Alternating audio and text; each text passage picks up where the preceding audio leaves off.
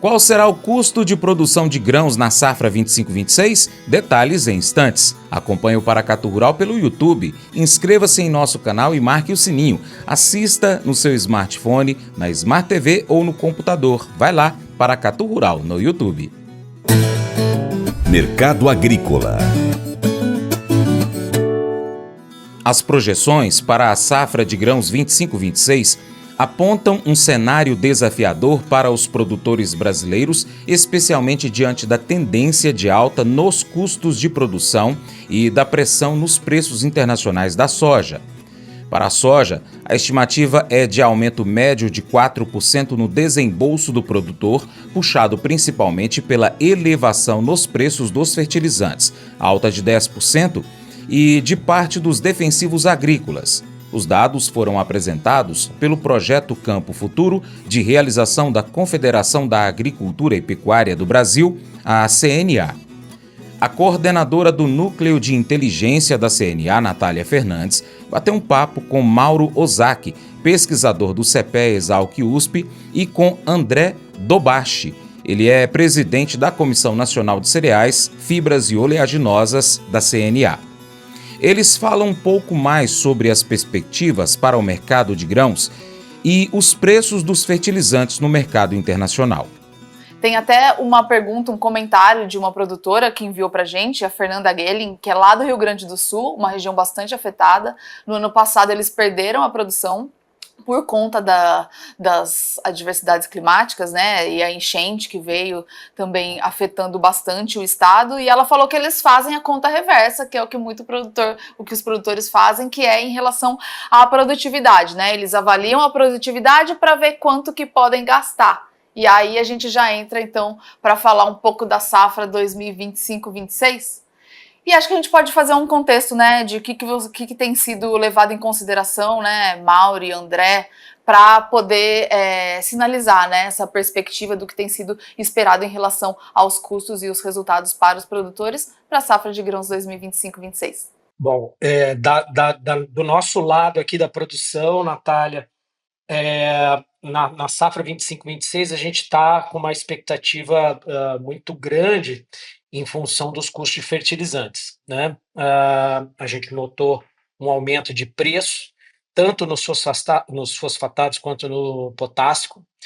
Nós já realizamos as compras, então, mas assim, a relação de troca estava muito ruim, então a gente optou por fazer as compras à vista, mas o preço, o custo em reais está bastante alto, e a gente, para ter a mesma relação de troca do ano passado, a gente espera uma soja de R$ 130 por saco livre na nossa região aqui, para a gente conseguir equalizar os valores do ano passado. E a gente não tem perspectiva alguma dessa relação de troca, a gente não tem perspectiva nenhuma de receber esses R$ 130 por enquanto, tá? Então, esse nosso barter ainda tá solto, a gente não fez, optamos por colocar o fertilizante dentro de casa, porque a nossa consultoria de fertilizante indicou que os preços estavam na hora de fazer, mas a gente fez isso com bastante ressalva, porque os custos estavam bastante altos. Semente defensivo está sinalizando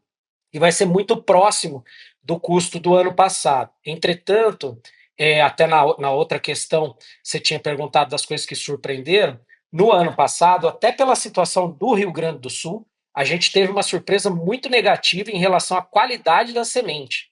Então, esse ano, a gente está até procurando alguma coisa de custo maior, né, um valor agregado maior, mas que a gente tenha uma garantia da qualidade da semente, porque a gente percebeu, principalmente aqui no sul do estado, sementes com uma qualidade bem ruim na safra 24 e 25. Então, esse ano de 25 e 26, até por um preço um pouquinho mais alto, a gente vai procurar uma semente de vigor acima do que a gente estava esperando antigamente. E não está fácil, a gente está com algumas variedades que já não estão mais no mercado em função da baixa qualidade da semente, então a gente está tentando mudar esse portfólio de variedades que a gente coloca, porque não tem essa oferta aí. E uma outra questão bastante complicada é óleo diesel.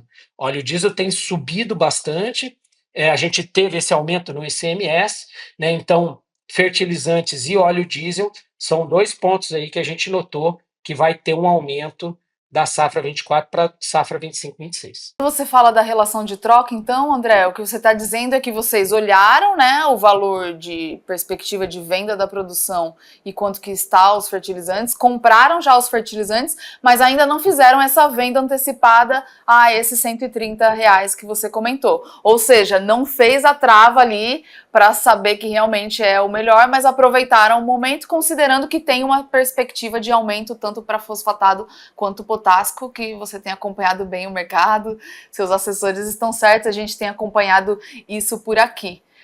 É isso, né? É isso. É porque assim, a gente resolveu fazer a compra porque foi a inflexão do dólar ali. A gente conseguiu pegar um dólar mais barato e internalizou esse produto porque a consultoria tinha indicado que em dólares por tonelada era a melhor oferta. Então, mesmo a gente não tendo um preço interessante para fazer o barter da soja, seria interessante da gente internalizar o produto mesmo que em reais, né?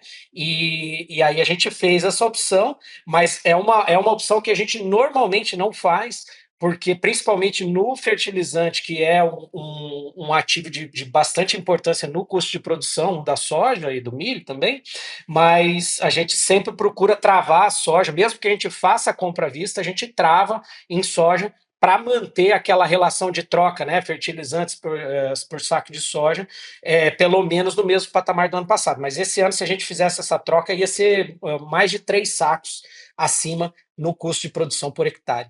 Vamos lá, Mauro, explica um pouco para a gente, então, essa análise que o André trouxe da relação de troca e o que tem sido observado dessa questão de venda da produção e preço dos fertilizantes, como tem se comportado a relação de troca, o que tem sido visto para o produtor tomar decisão na safra 25/26.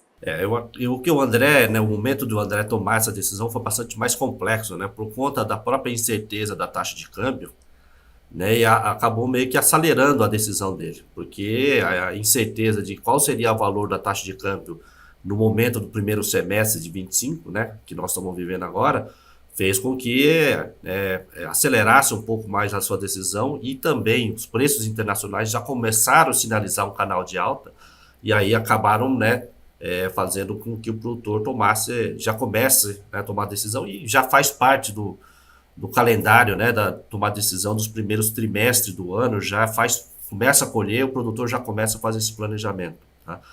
Mas é um momento mais complexo, porque o preço da soja não está satisfatório para o produtor, né? O André já bem explicou aí com relação ao poder de compra, está bastante penalizado com essas cotações que nós estamos presenciando no mercado interno, tá? Mesmo com a desvalorização do real frente ao dólar, a Chicago ela vem sendo pressionada nas cotações do mercado internacional. Embora o nosso prêmio de exportação esteja melhorando, não foi o suficiente para traduzir para nós aqui no Brasil uma cotação no mercado doméstico que proporcionasse uma ganha de poder de compra ao produtor brasileiro, né, que mesmo que melhorasse um pouco da soja, o preço do fertilizante ainda subiu mais, né, em relação ao preço da soja. Isso fez com que o nosso poder de compra fosse depreciado, né, ou, digamos, penalizado o nosso poder de compra, em especial para fertilizantes, é o que está sinalizando um dos fatores, né, que está, vamos falar, deteriorando a margem do produtor para 25/26. A próxima temporada,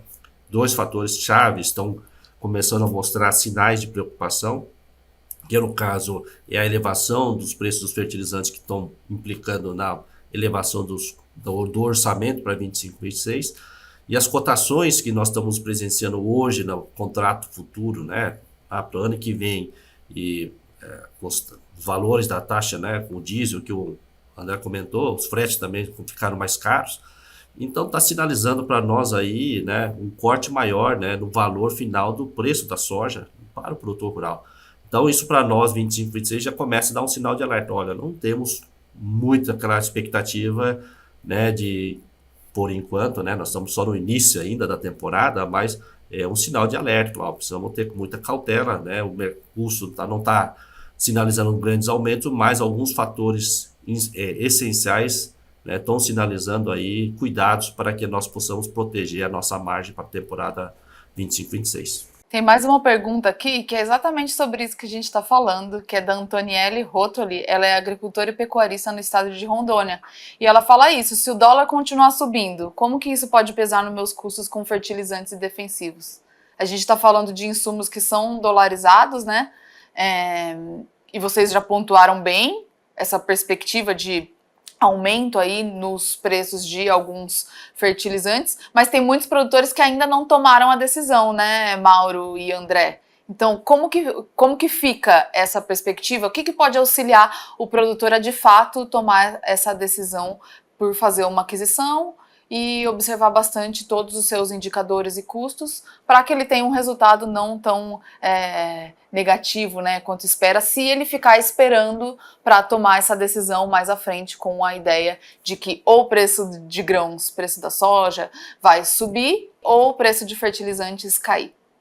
Do nosso lado aqui, Natália, Mauro, o que que a gente faz, né? Eu, há alguns anos já, eu estou há 18 anos na agricultura, e há alguns anos eu parei de tentar adivinhar as coisas e resolvi contratar serviço especializado. Então, mercado, a gente tem uma consultoria, fertilizante, a gente tem uma consultoria, tudo isso graças ao cooperativismo. A gente tem uma cooperativa aqui em Maracaju que a gente faz parte.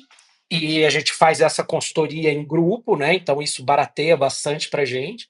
E quando a consultoria indica que é hora de vender, a gente vende. Quando a consultoria indica que é hora de comprar os insumos, a gente compra.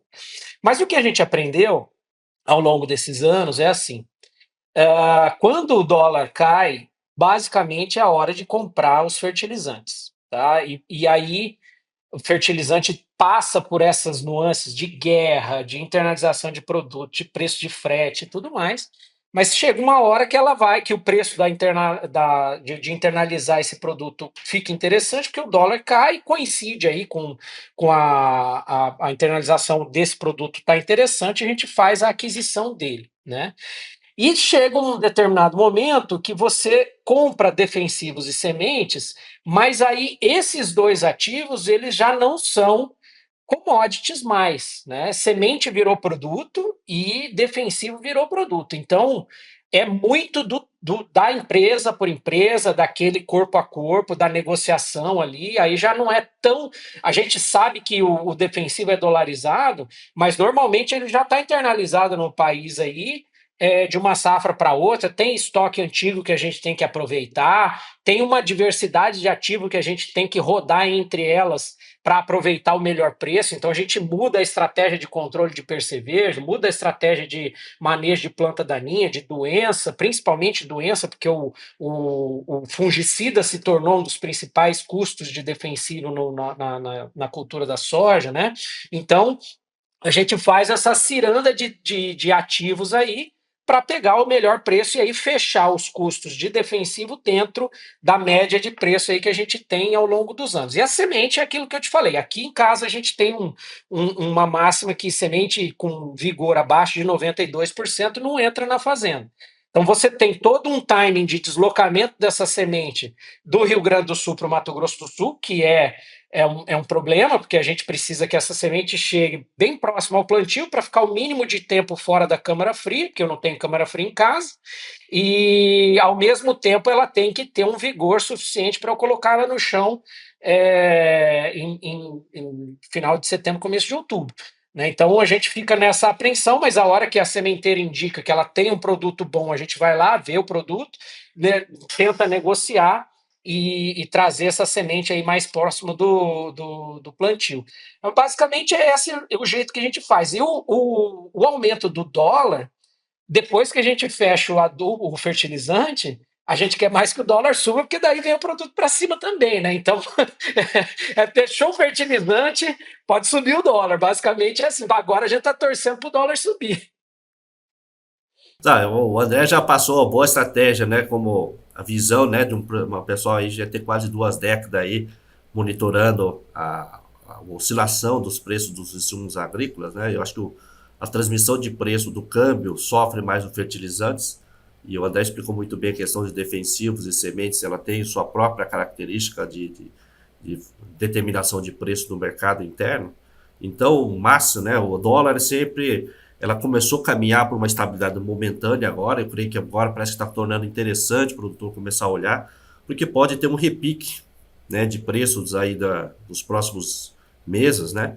Se a gente olhando aí as contas públicas do governo, né, ela não está muito saudável, né? Nós temos um gasto excessivo, então por enquanto estamos conseguindo ter uma certa reserva de dólar, né, fazendo as suas intervenções no mercado do câmbio, mas essa reserva tem limite, né? Então nós temos que observar esses indicadores macroeconômicos, né, que possam, né, sinalizar para nós aí a desvalorização mais forte do nossa moeda, o que não é interessante para quem está internalizando, né, quem está importando o produto, porque vai diminuir bastante o nosso poder de compra, né? Como já está, né? Qualquer coisa que você vá colocar em dólar hoje é quase 6-1, então a conta para nós aí, qualquer água que vai comprar fora é R$6 para nós, então $1, $2 para nós, né, vai ficar muito caro para o Brasil produzir no nível de competitividade no mercado, no valor do mercado doméstico, né? Aquele que exporta o produto, que é o caso da soja, você até consegue compensar em parte, porque a receita você consegue formar em dólar, você consegue trocar essa moeda, então consegue neutralizar esse efeito. O câmbio, o maior efeito problemático é para aquele que está exclusivamente trabalhando no mercado doméstico, né? Que você traz importação de fertilizantes, tem que trabalhar no mercado doméstico e vender para o consumidor brasileiro que está ganhando em reais, né? E aí é um grande desafio você produzir feijão, você produzir arroz, né? Produtos que são característicos do mercado doméstico, que você tem que internalizar a taxa de câmbio e vender reais com um poder de compra nosso bastante comprimido nos últimos anos. Esse é o nosso grande desafio, não extraindo o lado de grãos, mas isso numa visão geral, o que a taxa de câmbio pode trazer para nós. E olhar também na parte agora é um pouco mais dessas novas mecanismos, né, que o governo norte-americano tem tomado, né, um jogo de as guerras tarifárias que ele está promovendo aí, gerando retaliações de blocos econômicos de país, e pode, né, talvez não dar muito certo essa política de querer produzir o máximo do seu produto no mercado interno, pode gerar aí uma desconfiança no mercado internacional, de que os Estados Unidos pode caminhar aí um problema de talvez uma recessão dentro do seu país, porque começa a ter dificuldade de elevação de custo, porque você quer internalizar com uma economia dolarizada, ou ele tem que forçar algum mecanismo para tornar competitivo, exportar esse produto, certo? Porque ele está 1 para 1 em qualquer parte do mundo, ele tem que forçar uma desvalorização para tentar competir com o produto chinês, com o produto europeu, qualquer outro lugar que ele possa ganhar esse mercado e realmente conseguir exportar esse produto, para conseguir ter esse ganho.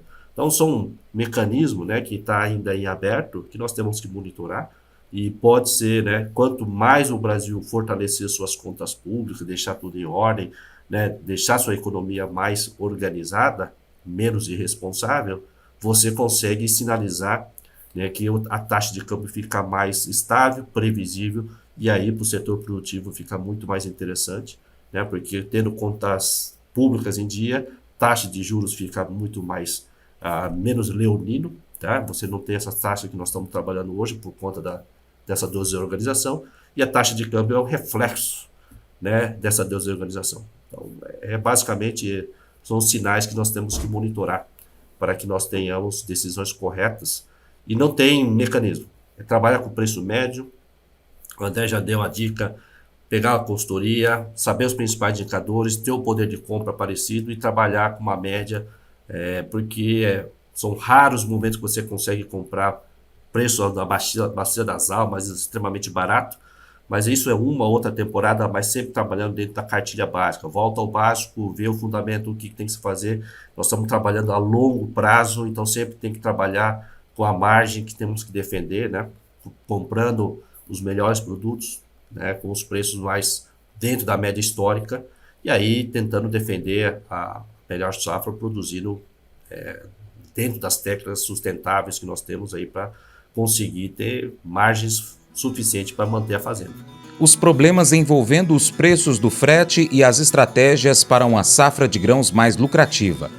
Seguindo com a nossa prosa sobre as projeções envolvendo a safra de grãos 25-26, Natália Fernandes, coordenadora do Núcleo de Inteligência da CNA, recebe Mauro Ozaki, pesquisador do CEPE Exalc USP, e com André Dobashi, presidente da Comissão Nacional de Cereais, Fibras e Oleaginosas da CNA. Nesse bloco, eles seguem falando sobre os custos de produção para o próximo ciclo. O valor dos fretes é mais um ponto de preocupação dos produtores, que devem adotar uma estratégia eficaz para ter lucros maiores. Tem a questão de frete, que já foi comentado aqui. A gente gravou um episódio também, em meados de março, o episódio 163, com o Guilherme Pera, da CTLog, que foi excelente. E ele trouxe perspectivas também para frete, que já tem problema de frete, questão de armazenagem agora, pós-safra de verão, e possivelmente ainda pode ter um recorde nos preços de frete para a safrinha. Então isso também pode afetar, né, Mauro, os custos com os insumos que o André colocou, né? Tem que deslocar semente, tem que deslocar fertilizantes, defensivos, depois a produção. Então tudo isso vai sendo incrementado ali na conta do produtor rural e pode influenciar para a próxima safra. Então, com a questão toda econômica que foi colocada também, um crédito mais escasso, mais caro. Então, a gente tem trazido aqui questões desafiadoras e que torna aí para o produtor uma situação complicada e uma necessidade de melhorar cada vez mais o seu processo de gestão e buscar profissionais que possam auxiliar nesse processo. É verdade, eu acredito, Natália, assim, o produtor rural ele já sofre muitas incertezas e corre muito risco. E a gente não pode ficar dependente disso tudo, tentando adivinhar o que a gente não é capaz de prever, né? Então, clima, por exemplo, não adianta, o Mauro bem disse, a gente tinha uma perspectiva de clima totalmente diferente do que aconteceu, então a gente não pode adivinhar o clima, a gente tem que se precaver, né? O que vai ser do governo, o que vai ser do dólar, como é que vai ser, a gente tem que ir acompanhando. E a melhor forma do produtor se precaver disso é buscar fundamento científico para todas as coisas que ele pode, né? Então, no mercado, no time de compra, no time de venda, não adianta ele ficar segurando o produto porque vai subir. Quem que falou que vai subir? Ah, ninguém. Então, assim, tem que ter um especialista de mercado que analisa fundamento de mercado e que te fala, ó, na atual conjuntura, não vale a pena vender, ou vale a pena vender. Na atual conjuntura, vale a pena comprar o teu insumo. Não vale a pena comprar, você dolarizar. E outra questão que eu vejo que é extremamente importante, eu costumo dizer que produtor rural tem pelo menos 4 moedas dentro do caixa. E a gestão de fluxo de caixa é o que faz o produtor permanecer no negócio. A única coisa que faz a gente permanecer no negócio é a gestão de fluxo de caixa. E a gente tem pelo menos 4 moedas. A gente tem real, que é a moeda conhecida, a gente tem dólar, que transita aí, mesmo que escondido, ele está presente na gente. A gente tem soja e tem milho. Né? Porque moeda é uma coisa que você paga alguma coisa. Então, se você faz uma troca de adubo para milho em milho, a moeda é milho. Adubo para soja em soja, a moeda é soja. Adubo para soja em dólar, a moeda é dólar. Adubo para soja em real, a moeda é real. Então você tem que administrar essas moedas na mesma moeda que você está comprando. Né? Não adianta você comprar um fertilizante em dólar e aí você querer administrar esse pagamento em soja ou em real, uma moeda que não tem nada a ver. Você tem que casar o pagamento da mesma forma que você fez. Por isso que o barter é tão interessante. Se você vai comprar adubo para soja, paga em soja. Pronto. Você já sabe que aquilo ali está comprometido com a mesma moeda que você fez a amarração. Né? Ah, não, mas eu comprei o adubo em dólar. Como que eu vou pagar em dólar? Se você não consegue vender a soja em dólar, então trave o dólar para frente. Ó, quantos dólares eu devo para frente? A tantos mil dólares. Então trava tantos mil dólares ali para frente, que você se livra dessa questão de câmbio. Né? Eu comprei o adubo em dólar, eu travei meu dólar em tanto, ou a minha soja em dólar, eu vendi em dólar, pronto, aí acabou, eu não tenho mais essa preocupação. Agora, o que o produtor faz é assim, ele trava nas 4 moedas as coisas, porque essas 4 moedas, elas passeiam no nosso fluxo de caixa ao longo do ano inteiro, que a gente planta pelo menos soja e milho, né? Então, o que o produtor faz, na maioria dos casos, é que ele trava as coisas, as compras, nas 4 moedas ao longo do ano inteiro, e na hora de vender, ele só quer vender em real. E aí ele se complica, entendeu? Aí o custo de produção vai lá em cima, você fica à mercê do crédito, você pega a taxa de juros maior do mundo, você tem que fazer o swap de câmbio, então isso fica muito complicado. Então, sempre a dica que eu dou é, se você fez um negócio, né? Se você comprou um negócio numa determinada moeda, venda ele na mesma moeda, senão você vai começar a fazer bagunça no seu fluxo de caixa. Legal, fica aí, dica de produtor para produtor. Mauro, não sei se você quer complementar. Não, excelente dica. Não, a proteção que o André fez é a proteção, né? Proteger na mesma unidade de moeda. É isso. Né? Que faz a gente fala que é o hedge, né? Faz um hedge aí das proteções que o produtor tem que tomar cuidado. E o André já deu a melhor dica aqui de hoje, a dica de ouro aí, é gerenciar o fluxo de caixa. Esse é o maior complicação, né? A gente sempre está trabalhando no curto prazo e o fluxo de caixa pode minar o produtor, porque quando você começa a assumir demais compromisso que compromete, né, esse desembolso do produtor de curto prazo, e aí tem aqueles comprometimentos que você assumiu 3, 2 anos atrás e continua exigindo que o produtor faça esse empenho de recurso, e quando tem frustração de safra e não tiver reserva, e aí ele vai ter que recorrer a cheque especial, e aí o custo é caro.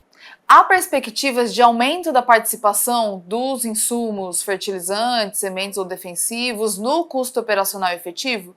E dentro dessa perspectiva de aumento de custos para essa safra, tanto para soja, milho, a depender da região, qual seria esse percentual, né? Tipo, perspectiva de incremento de quanto que pode vir para essa safra? Hoje nós estamos falando que o custo real, né, descontando a inflação, para a soja da temporada 25-26, ela não vai alterar tanto em relação a 24-25, pelo menos por enquanto, né? Porque parte do que estava sendo elevação do custo dos fertilizantes está sendo compensado pela desvalorização, ou pelo menos mesmo os preços, né, dos defensivos agrícolas. Então isso daí está acabando amenizando. O problema maior do produtor hoje não está basicamente somente custo, mas sim quanto que a moeda dele lá na ponta, a soja, ela não está valorizando para ele.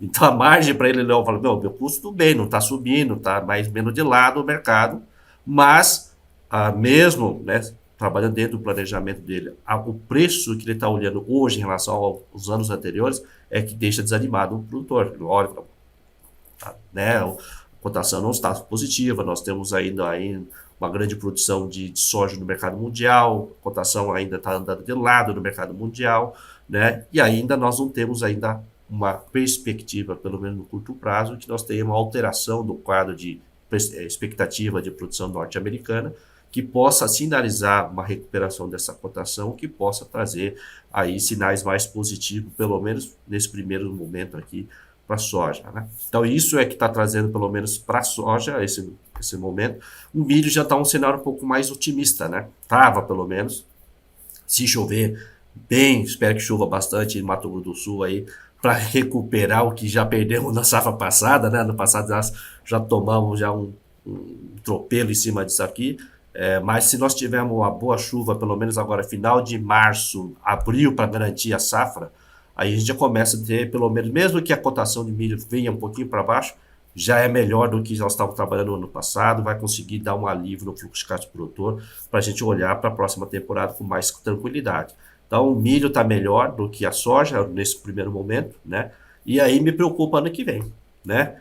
Se o preço como boa parte do nosso milho é segunda safra e a oferta talvez possa ser bastante justa porque nós temos estoque abaixo do que nós estávamos trabalhando, mercado, a cotação tendência a ficar nesses patamares firmes, e aí depois só acelerar o plantio de 25-26 pensando na safrinha do ano que vem.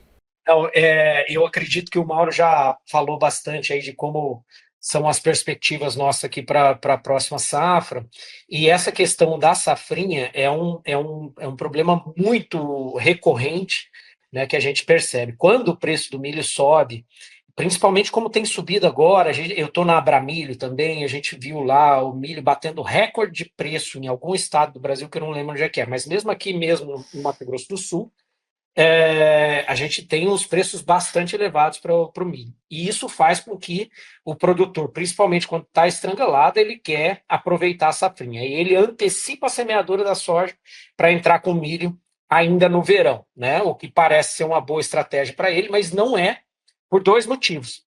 Primeiro, que se a gente aumenta a oferta de milho no mercado, naturalmente o preço vai cair. Essa é a primeira questão básica. E outra, que o milho é uma segunda safra, como o Mauro mesmo disse. Então, o risco dessa segunda safra, mesmo que seja plantada em janeiro aqui para nós, é extremamente alto. Tanto por seca, como a gente está enfrentando agora no Mato Grosso do Sul. Então, Mato Grosso do Sul está seco, o milho está finalizando o estágio vegetativo, entrando no reprodutivo, então ele está pendoando no seco, isso é problemático, né?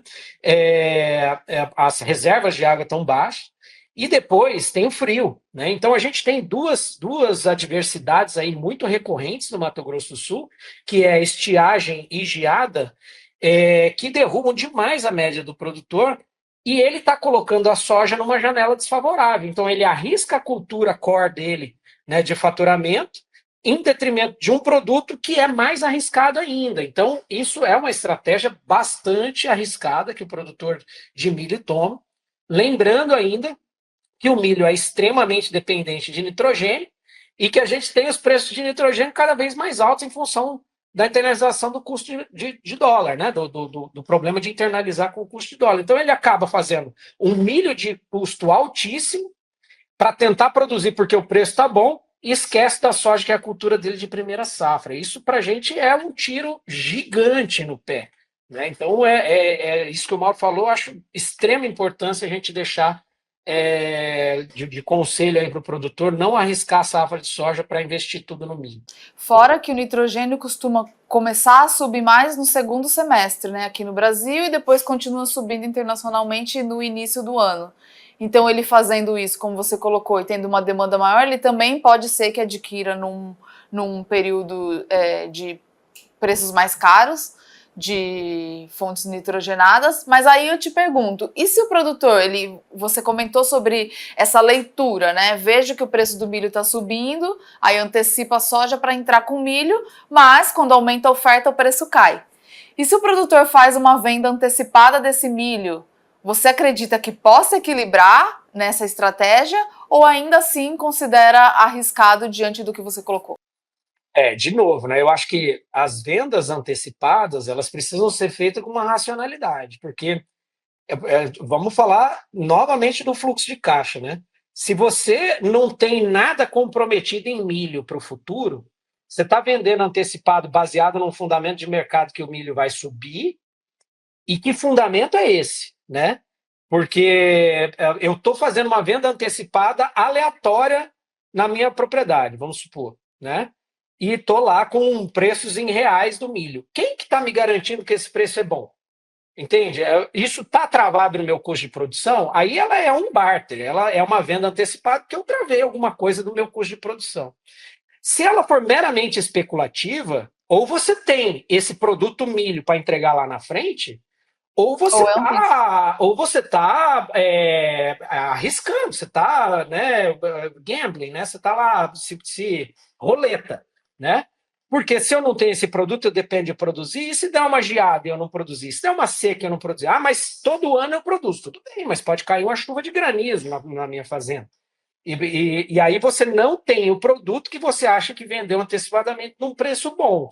E aí você vai chegar não tendo o produto, você vai ter que fazer um washout a preço de mercado, e aí é a pior estratégia do mundo. Então, a venda antecipada ela é interessante, ou se você tem o produto, aí tudo bem, nem é antecipado, porque você já colheu aquele produto, você só está vendendo para depois. Ou então, se você travou algum ativo num valor que aquele valor da venda antecipada ela faz sentido dentro da tua gestão de custo, né? Porque eu vender lá 50, 60 sacos de milho antecipadamente agora, sem ter comprado fertilizante, sem ter comprado a semente, sem ter comprado o defensivo, só porque eu acho que aquele preço é historicamente bom, isso na minha opinião, é extremamente arriscado. Você está jogando, né? Especulando, na verdade, né? Especulando, exato. Então, vocês É têm. importante que você colocou essa visão da importância de ele pensar nos dois lados, né? Nem só na venda da produção, olhando no preço, e nem só no custo. Mas Acho que ele fechando as duas pontas para que ele realmente exato. consiga ter uma proteção e uma previsibilidade. Isso que acaba se tornando uma estratégia bem combinada para ele ter um resultado lá na frente. Porque senão uma dessas partes vai ficar sem ele ter essa gestão, né? Do que É que pode. você está E aí, firmando um contrato, né? Quando você está vendendo É. antecipado, você firmou um contrato. E o contrato fala, você tem que entregar um volume de produto. E eu tenho que honrar esse volume. Você tem que ter o produto, Tem exatamente. que ter É o bom a produto. gente falar aqui também que existem várias ferramentas, né, para ele fazer venda antecipada, compra antecipada. Muito do exemplo que foi dado é quando você faz uma venda e você tem que entregar a produção. E tem as outras ferramentas que você faz, por exemplo, se for fazer em bolsa, que você faz uma operação financeira para fazer a proteção da variação de preço, sem o compromisso de entregar aquela produção em bolsa, mas você também acaba, o produtor também acaba fazendo uma operação no mercado físico para vender essa produção depois. Mas é isso, existem várias estratégias, né, Mauro e André? Exato. Tem várias. Eu acho Ainda assim, bem. ó. Eu acho assim, Natália, de novo, é aquilo que eu falei das várias moedas que a gente opera.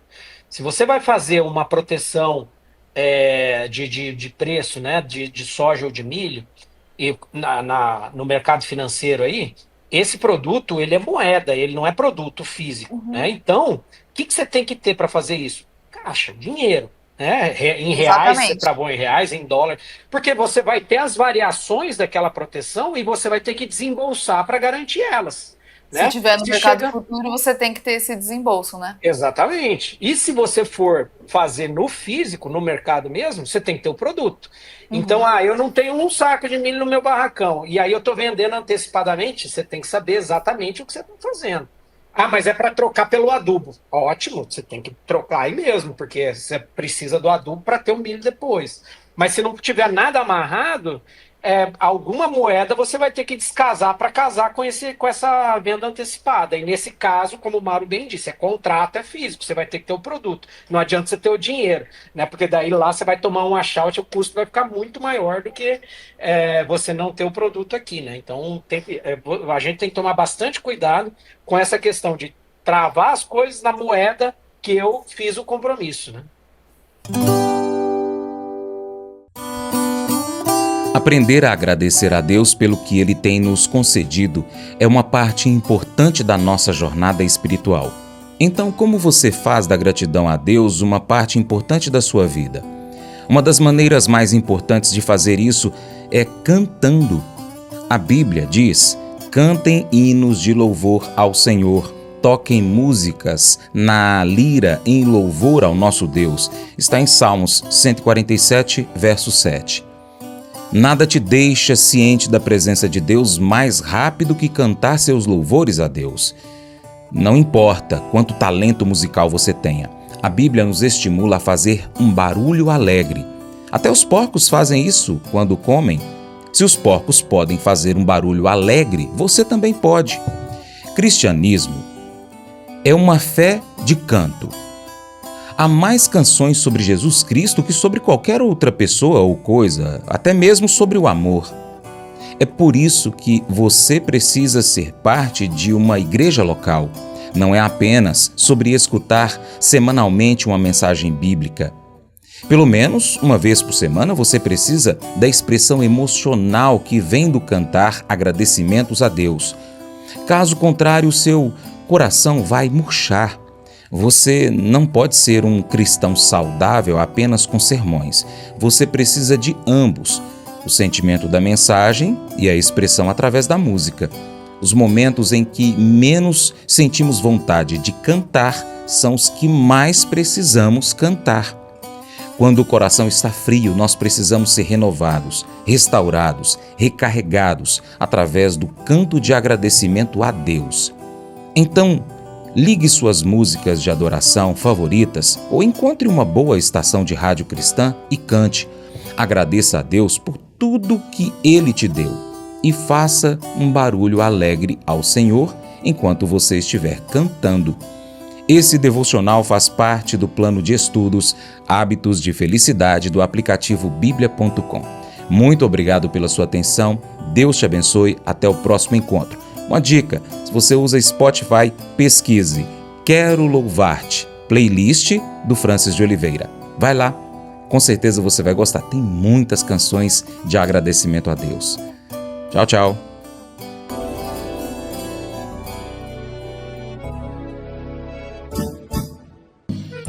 Acordo de manhã para prosear no mundo do campo, as notícias escutar. Vem com a gente em toda a região com o seu programa Paracatu Rural. Tem notícias, informação e o mais importante, sua participação. Programa Paracatu Rural. Programa Paracatu Rural.